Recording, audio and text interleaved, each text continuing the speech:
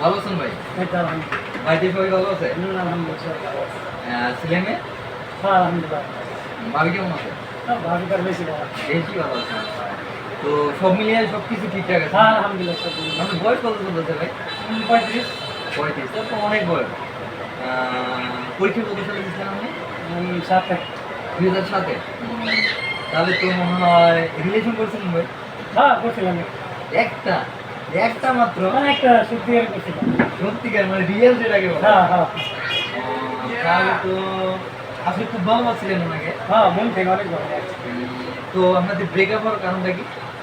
হ্যাঁ, মেয়ে আর কি বাপ মা মানে অন্য কথার বাইরে যাবে না? হ্যাঁ, মানে আপনার কি ওরকম পরিস্থিতি ছিল না যে আপনি তারে বিয়ে করবেন বা জীবন সঙ্গী? হ্যাঁ, কম কিন্তু মেয়ে মায় চায় নাই দিতে। আসলে তোমার 17 দিতে দিতে।